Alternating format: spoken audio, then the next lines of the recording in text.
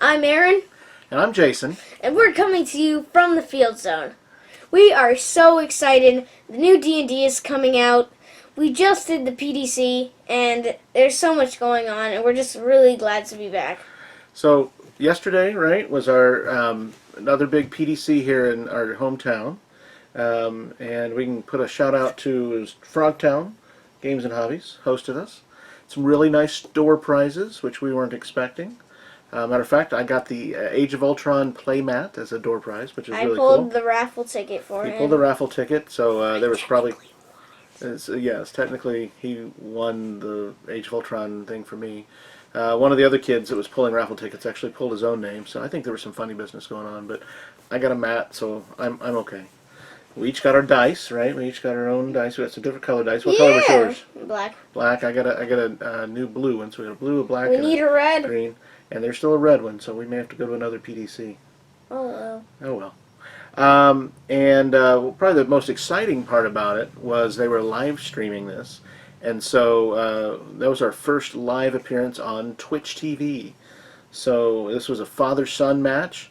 We were the second game going, and we didn't have exactly the same teams. We did have one big character the same on each of our teams. That cost the game. That turned out to make the difference in that game. What was that big character that we both bought? Hulk, no, Jade Giant. Hulk Jade Giant, that's right. We talked about him last week as a counter to Green Goliath. We both thought we'd bring him to face some of the other Green Goliaths out there, and all of a sudden round two we're facing each other as Jade Giants. And so somebody bought a Jade Giant on round on the second round. Who was that? Yeah, so it means I've had to buy my Jade Giant. You bought Jade Giant. Yeah. And I bought Jade Giant to follow because I didn't want to be the only person out there without a Jade Giant. And by the way, this week's episode is sponsored by Jade Giant, and we get paid every time we say his name. So, Jade Giant. And so we both got a level 3 Jade Giant up there, which is actually very powerful. He's both an 8/8, but he doesn't have the burst face. And so he can only knock out level 1 characters, and of course we both had level 3 characters and couldn't knock each other out.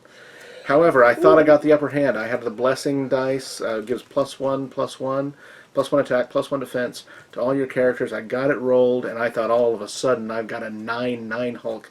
He's got an 8/8 Hulk. He's toast. He's either going to have to eat my 9 damage, or he's going to have to go ahead and knock out his Hulk, too. And either way, I'm happy. And then I got greedy. I thought, hey, I've got a spare sidekick and even a spare kobold I don't need right now.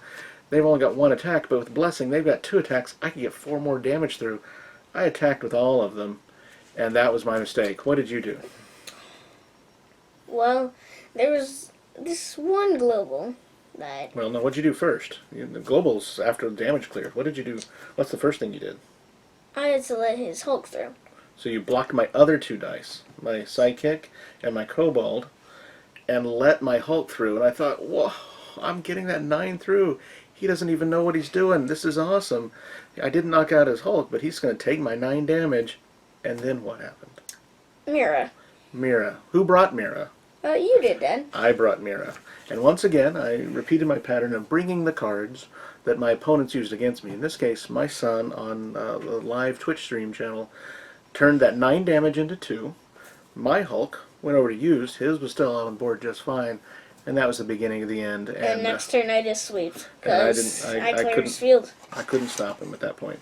And so that was exciting. I figured if I'm going to make a big mistake, I'm so glad my son was there to capitalize on it. He learned his lessons well. The student became the master at that point, and really enjoyed losing on. This is the most fun I've had losing on a live Twitch stream. Actually, I think that's the first time. Yeah. Lost on live So I guess it is the. It is the most fun. It was also the most awful, but you know, it's yeah. the most exciting and the saddest. Yeah. Okay, so. D&D spoilers. We saw D&D. The D&D Faerun Under Siege set is coming out very soon. What's the street date? Do you remember? February 10th, February 2016. 10th is the expected street date. of that. So we're very excited. Less than 2 weeks away from this recording, and there's a bunch of fun stuff on there. You can do cleave, and you can maybe fabricate some golems. There's sparkle dice. You can summon, you can summon Guinevere. Dritz, the Drow Ranger, can summon his faithful spirit panther Guinevere and bring her out to throw an extra unblocked attack. And if you want to spend some experience tokens, yeah. And so I'll flash this up on screen. So, see, it says there, Dritz can spend 2 experience tokens to summon Guinevere. And yeah, look how that's spelled, but that's actually pronounced Guinevere. Whoa, this card is totally cool. Isn't that awesome? So anyway, we got to see some starter packs, some random packs. All 8 super rares were spoiled on the reserve pool. We'd seen a couple of them earlier from some other packs been spoiled, including Truby Turner had posted some, and the Tom Vassell, the Dice Tower, had posted some, but got to see all 8 super rares, and so those will feature for us later there too. Alright, so that's what we're excited about. We'll talk a little bit more about D&D later. But next, let's go to Gravity feed box mistakes. Gravity feed box mistakes. Alright, so what do we want to do at this point? We have a D&D coming out. We have a D&D box mistake. Maybe back to AVX. What do we got this week? You always find the good ones. Age of Ultron. Age of Ultron. Age of Ultron has a lot of Gravity feed box mistakes. Which one are you going to show us this week? I'm gonna flash it up on the screen here with my wizard powers. You can find it on there. We won't show it. We won't hold it up to the camera, and we'll bring it up on screen. But I also am gonna summon this totally real one that I just totally summoned. So I'm going to look at Thor's dice, the female Thor from the comic book series, and the dice stats are very interesting. So she's on the very front. You're following along at home with your gravity feed box. It's not incorrect or misspelled. I'm gonna move that over so you can see you. All right. Yeah, you can definitely see. I bet there's a misspelled number on here. Totally. Wow. Well, but no, we're not talking about misspelled card text, right, or absent card text. It's actually the dice that's wrong, right? Yes. What's wrong with the dice? The dice numbers are backwards. It's like they weren't even trying. It's like we want to put some numbers up here. We'll put that up there. Flip it around. Whatever. Take this die. Take this giant Thor die and just slap some numbers on there. Bam. So this one's an easy one. It glared out at him first time he saw it because the 5 and the 6 are backwards, and just like, what are they even doing there? There's really a 5 and a 6 on the die, which is not the mistake. It's just they printed on the dice backwards. So. So take a look at that at home when you pull out your Age of Ultron gravity feed box. We're going to die versus die. So tell us which dice we're talking about this week, Aaron. Okay, I'm really glad that a lot of people responded in the comments, told me what they wanted to do. I do appreciate that. I'm gonna do it again. So if you do have any suggestions, I'm open to them. So throw them at me. But don't go for the face. So don't hurt the moneymaker. So there were a lot of comments, but the majority of you wanted Spider-Man. So that's what I'm gonna do. So which sets have Spider-Man this year? AVX. AVX. Avengers vs. X-Men. UXM. Uncanny X-Men. And ASM. So the Amazing Spider-Man set. That one made sense, right? That Spider-Man would be in there. And too. I wasn't sure why he was in the Uncanny X-Men, but they do that. They do that because from time to time. Reasons. Because of reasons. Maybe science. Could be science. Or magic. Or magic. One of those reasons. Maybe both. Too. As we're going to find out here in a minute, they might as well have left him out. So tell us a little bit about what you think about the dice. Let's talk about the dice first. Let's start out with Avengers vs. X-Men Spider-Man. Now, a lot of people are familiar with this. Great stats, great cards, a lot. And this is just a really good card. But for a card, let's look at Web Slinger. 5 cost fist. When Spider-Man is assigns 2 attack, you may pay a fist to force every opposing character to block him if able. Now, this could be a game ender. Because he paid for the price of 1 fist, you can bring all of his blockers over to you and all then of your other sweep guys. with a couple Colossuses and a Hulk, and bam, You've done a lot of damage. If you've got some big characters or a bunch of little characters that can swing through at that point, they do not like seeing that at all. So that's one of our favorite Spider-Mans. But tell us about the die. What level 1? Is a 033. That's a good stat. It's not bad. So what about level 2? It is a 144, just decent level 2. And it goes right up on level 3 to what? Level 5. Level 5. It's got bonus levels. Whoa! It's a 7-sided die. 8-sided die. 8-sided die. Alright, so on level 3 it's got what? 155, so just +1/+1. So no extra same cost. fielding cost. Okay. That's just pretty good. So if we go over to Uncanny X-Men, just right up front, let's talk about the difference between the dice. Aaron, could you summarize the difference between the 2 dice? Okay, the difference... Ooh, it's really big. The difference is absolutely nothing. Exact same No dice difference. stats, except, I'm going to flash it up on screen here. It's blue. Yeah. So, yeah. So Yay. it's a blue dice. Matter of fact, it Woo! looks like they just took the same dice and just recolored it. It is the too. exact same die. They've been working as the sets have moved on to giving us some new symbols for some of these for some repeat characters, as we'll see in a minute. Vulture. Well, Sorry. or not. But back when they went from AVX to UXM, they just reused that Spider-Man die when they brought him back. And what's disappointing is that, what do you think about the card? The die's the same, so they make any improvements when they went up to that card? Nah, more like disprovements. It almost feels like they thought the other card was too powerful, and they went, well, let's go and Let's put make some... a sucky Spider-Man. Yeah, Yeah. totally. So the best one we like A is... Spider-Man Hero for Hire common 5-cost fist. When Spider-Man attacks, choose one opposing character that character cannot block. Decent enough. Kind of a little mini relentless that only you can use for one character. And a 5-cost. And it costs 5 to get it out, and And it's at least just one fist, compared and to what you can do. Some fielding costs. It's just too much effort. Why not? Yeah, why don't you just bring the other one? In that case.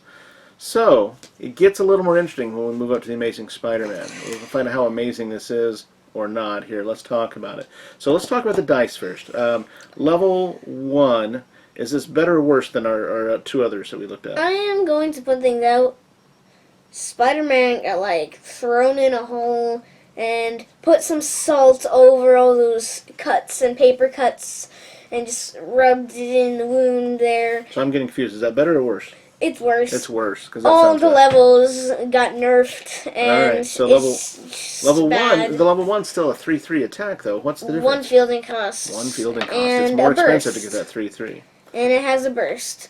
So we'll get back to that. We'll get back. Have the worst face on it. Yeah, the worst face, the lowest level face is the only one with the burst. So it's not that great. Well, we'll get back to that. We'll come back to the burst. The burst actually makes it a little better, but we're still talking about the dice right now. So the next level, same fielding cost, same attack as our other dice. A 1 fielding cost, a 4 attack, but minus a defense. Only 3 defense. So it's definitely weaker than the other level 2. So if we go up to level 3. Oh this no! This is the worst. This is awful. It's the same 5 attack, but it's even worse. So tell us why this one's even worse. 2 fielding costs instead of just 1, and another minus defense. So it's another -1 defense. Not a double -1 defense. It's just a 4 instead of a 5. 2, 5, 4. And it's 2 fielding costs, so it's more expensive. So the dice is automatically worse than the other dice. If you're just rolling dice, you're not looking at card text. That's not the one you want to do. Total stat thing of 11. So. Yeah. So let's talk about the card a little bit, because the card makes it a little better. Tell us about, we like Tangled Web from this set. Tell us why we like Tangled Web. 4-cost Bolt character, so different energy type. It's cheaper. When Spider-Man attacks, he gets +2 attack until end of turn. Decent. Because if you're on level 3, you can make him a 7. But still kind of flimsy with the defense. Still flimsy defense, but a much bigger attacker. So he's automatically, even though he looks like he's a weaker card, when he's attacking, he's better. Now blocking, he's only still his 3, 5, 4 attack, but when he's attacking, he's a 5, 6, 7 attack too, which is really cool. And then if you get that burst, the burst you have to be on the weakest face to get, that pumps up everybody else too. Well, to be fair, it pumps up all your Spidey friends characters. But there's a global on this card. What does the global do, Aaron? Pay a bolt. Target character die gains the Spidey friend affiliation this turn. There you go. So anything can be a spider friend. You can make your sidekick a spider friend if you'd like to give it +2 this turn. See that old, boring old Robin there? You make him a Spider-Man fan, and bam, switch him over to Marvel, make him sign a contract sign a contract for 1 turn, and bam. All of a sudden, you've got a Robin worth playing. All right. Well, that's die versus die. I still think AVX probably wins it. There's some neat combos that can be pulled off with some spider friends that you might be able to make tangled web work for you too. You should just ignore everything, including the super rare from Uncanny X-Men. There's better Spider-Man cards to put out there. Well, on this week's strategy, counter strategy talk, I want to talk about one of the cards I've seen at a couple of tournaments this week. Brought by one of my friends. It's another one from AVX that everyone should know how to play against. It is the Human Torch Johnny Storm. So, Aaron, tell us, what does Human Torch Johnny Storm do that's so special? Basically, when Human Torch is active, every time you field a character, your opponent takes 1 damage, and one of your opponent's characters take 1 damage. So he's a board clearer and a source of direct damage to every time you field anything. Too. So you don't want to buy a bunch of big expensive characters, right? You want to buy a whole bunch Kobolds, of cheap Angels, characters. Yeah. Psylocke. Just get them out there. Jars. Morphing jars. Just get them out there as fast as you possibly can. Better than sidekicks. So you want to park those sidekicks up there because they only have a 1 in 6 chance of triggering his damage. Yeah. But all the characters you can throw out there have a 50-50 chance of triggering that damage. All right, we're back. Sorry about that. We recorded this at home, and that was our phone ringing, too. So I did want to talk about some of the counter strategies, and a couple of cool counter strategies to Johnny Storm. And they're relatively recent cards. He's an old card, and some of the newer cards are countering him. A couple of our favorites are Iron Fist. The new Iron Fist, he was a promo card for the Rainbow Draft weekend, and he will reduce the direct damage done by any of your character's cards, like what Johnny Storm does, by 1 point. Well, all he does is 1 point, and so Iron Fist is a great way to neutralize that, too. Now, some people like pairing Johnny Storm up with something like Cyclops Field Leader from Uncanny X-Men. Does an extra point of damage, so sometimes you need an extra way to balance that out. And all the Captain America cards from the new Age of Ultron set, relatively new, a couple sets back now, Age of Ultron set. You know, that's way too 2015. Yeah, that was back in 2015. Those Age of Ultron sets. The Super Soldier reduces the damage to 1, and then Iron Fist can neutralize it to 1, so that helps the field leaders out. The First Avenger from Age of Ultron, you gain a life on the burst face. Well, wait a minute, he just did a point of life to you? You gain a life, he didn't do a thing to you, too. So that's just like having the Iron Fist out. It just neutralizes that completely. Or the Captain America Man Out of Time, he does a point of damage to you, you do a point of damage to him, and so he may not want to be fielding his characters, too. You're going to knock him down as fast as you do, keep up with it, and you can maybe swing with your win condition and win. But those are all when active effects, right, for those dice. So if you wanted to counter that counter strategy, because you really like using Human Torch, and you think, well, what if they bring that kind of stuff out there? You need to have what? What do you need to do if they've got a when active state? Remove them. Remove them. We get them off the board. If they're when active, then we just don't want them active anymore. So let's start naming ways we figured out we could do removal. Solomon Grundy. Solomon Grundy, especially with blue eyes or something. Millennium Puzzle. Millennium Puzzle takes them right out. What else? Jade Giant with Magic Missile. We talked about it in our segment, right? So we were both punching out the knockouts for Jade Giant. Umber Hulk, Storm, Psylocke, all do removals. And then a surprise removal that kind of messed you up, facing our friend Isaac, who got second in the PDC tournament. What did he use to knock? Polymorph to knock out your Jade Giant. Polymorph can polymorph your big characters in, but it can also polymorph your opponent's big characters out, too. And that may be a way to get that Iron Fist or Super Soldier off there if they're cramping your style with your Johnny Torch. Johnny Torch. Johnny Torch. The Human Storm. Did I get it right? Let's bring up the image. Oh no, I completely messed it up. Okay. Alright, everybody knows what I'm talking about. Human Torch, Johnny Storm, and that's our strategy, counter strategy for this week. Too. We'll think of a good one to talk about next week. And when you hear us say next week, you know what we mean. We're running about every 2 weeks right now, too. So later in February, we hope to bring you a new one with maybe a little more information about D&D. But for now, with our spoiled images from D&D, we've spoiler alert. Hopefully you've seen those images already. We're going to bring a few of them up here because we're going to tell you our top 3 favorite cards so far, too. And these are ones just grabbed us. We've obviously not played with any of these and tested them out in limited D&D or unlimited fashions, but we like the flavor and the text of some of these too. So, Aaron, tell us what's number 3 on the new D&D cards that you like. First, if you don't want to be spoiled, skip. You do want to be spoiled. So. Keep watching. if you don't want to see the new hotness that's coming out, you can end now or flip to the closing credits. But for right now, this isn't the plot of a movie. This is fun new cards coming out that we're all excited about. So tell us which one you like. For my number 3 is Clay Golem Rare, which has a new ability that's coming out in the new D&D set called Fabricate. Knock out 2 of your characters with a total cost of 4 or more to buy the 6th cost character for free. So 2 times 2 equals 6. 2 times 2 equals 6. That's kind of funny math, but I like it. I is smart at maths. So that could be a 3-cost character and a 1-cost character, or a couple of 2-cost characters, too, right? And all of a sudden, what if you had a villain team with Black Manta out and you KO'd a couple of Ultron drones who are villains? Retaliate. And then you're going to roll them again next round, and you've got a brand new shiny 6-cost Clay Golem, which gives you some buff up in defense. While active, all your characters get +2 defense. So that's nice handy out there. Oh, excuse me. It is a rare, so it might be a little hard to get. I liked, for number 3, Bahamut, Dragon of Justice. Honestly, I'm just a big fan of Bahamut. I like seeing him in any form. He's been in several of the D&D campaigns that I've played. He's also been in one form or another in some of the stories that I like to read about. He's a good platinum dragon. He's the counterpart to the evil Tiamat, or in the main standard D&D lore, who so far we've not seen in this set, but there's a few cards we haven't seen yet, so it'll be interesting to see if she shows up. Kind of hoping for a promo.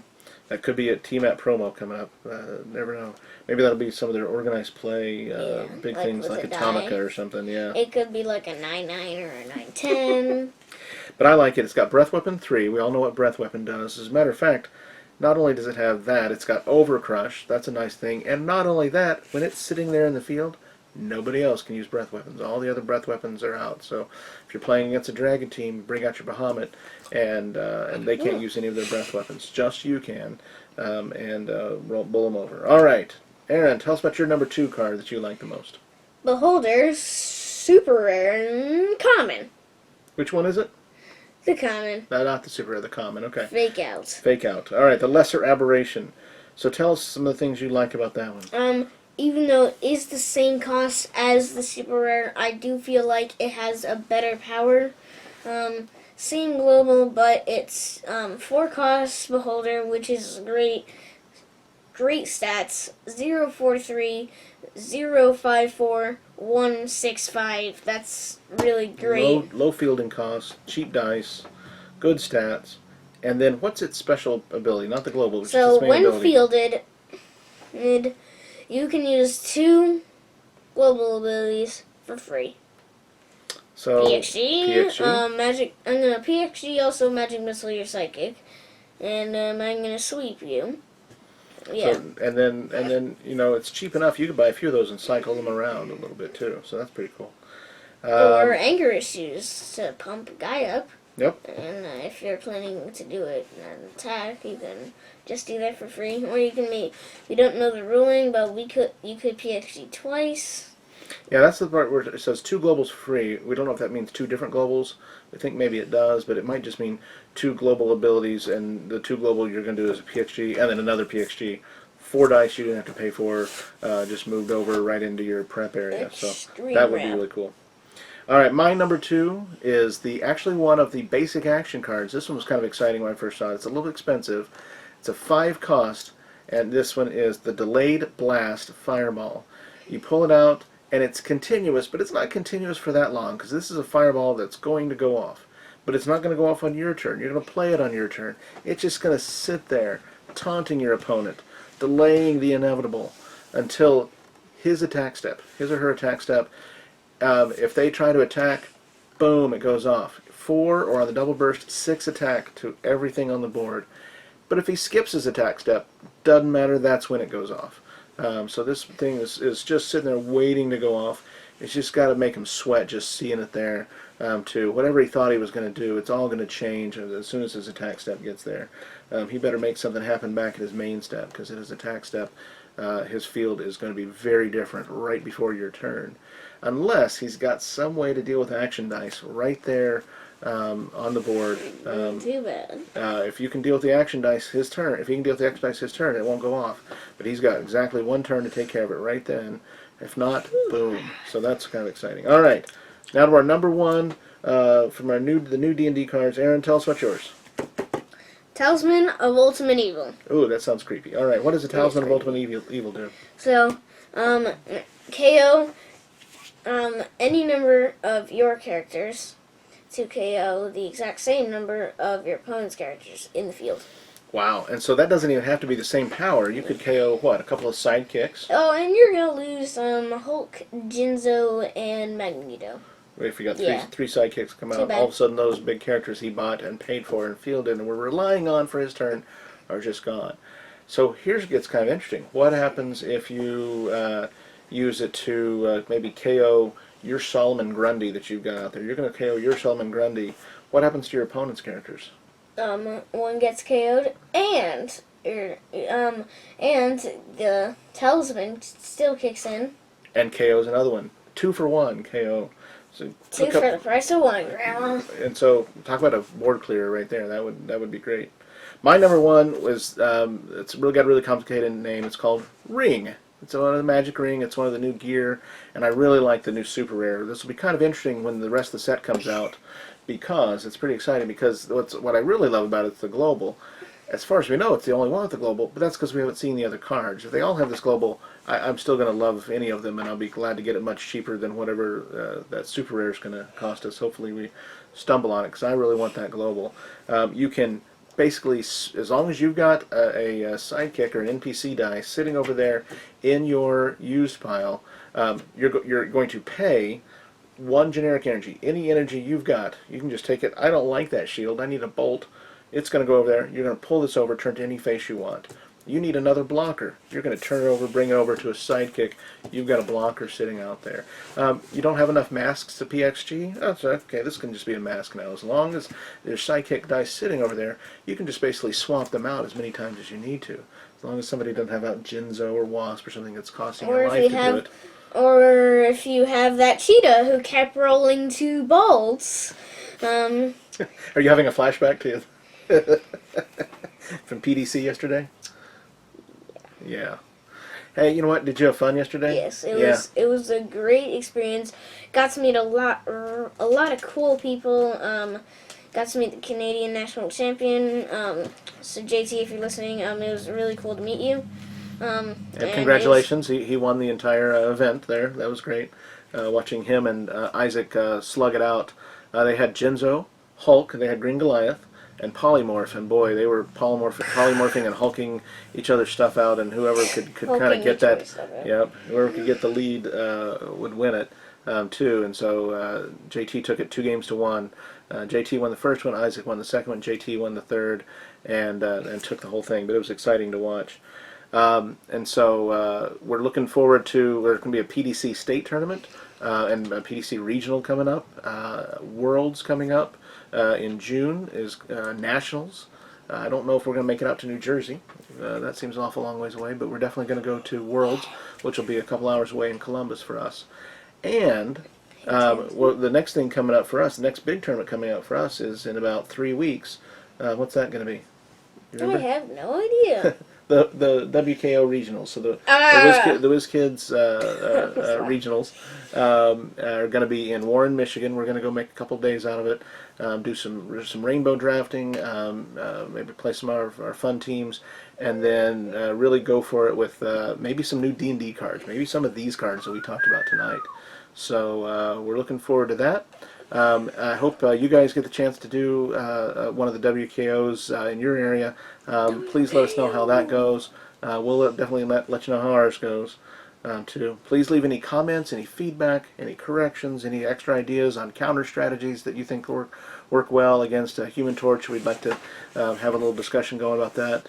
And we will come up with some new things to talk about in a couple of weeks.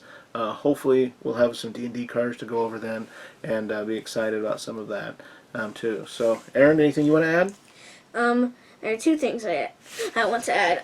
One, just again, still open to suggestions. But if you guys aren't really feeling it, I do have something in mind.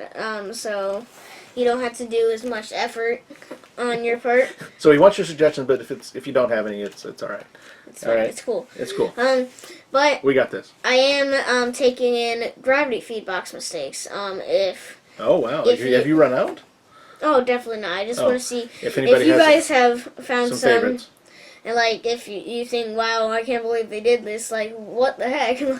If you just had that moment, please share it with us. I might be featuring more than one per episode. Hey, it might be fun. We might have a D&D gravity box, the new D&D gravity feed. If we get one of those, we might have a new box I of will steak. find the mistakes. He will find them, I promise. I will find the mistakes. I found out. See, they even tried to be flawless with ASM, like no card Well, text. Wait, don't spoil it. You're gonna spoil the ASM? You're about to. What? No, that's not a mistake. They just wanted to not really. Well, but that is a mistake, right? That's not really a mistake. Okay. We're talking about if ASM has several cards on there that don't have any text at all. Mostly because they just didn't want to spoil it, I guess. Maybe they didn't want to spoil it, or maybe they wanted to give us some future material for our gravity feed box mistakes, too, if that counts. Does that count? I don't know if that counts. Yes, it counts, and I still found plenty of mistakes. So that their attempt to keep the mistakes from happening didn't even work, too. All right, he's getting excited. Glasses are coming off. The glasses are coming off! Congratulations on beating me yesterday. That was awesome, and it was a good game. It was a good game all around. I won't make that same mistake again, so enjoy that, too. And thank you guys for listening. Please look at the credits to see some ways to get a hold of us. It's so easy to just leave a comment right here on YouTube, too. It's just like, it's down here. Just look down and see comment. Just scroll. We're gonna do nothing for a bit, so you won't have to miss any of the action. Just scroll right a comment like, "You guys are so great. You're the best YouTube channel in the world," something like that, and you could make it a little shorter. But please comment, subscribe, check out our Twitter and Facebook, and good night. Good night from the Field Zone.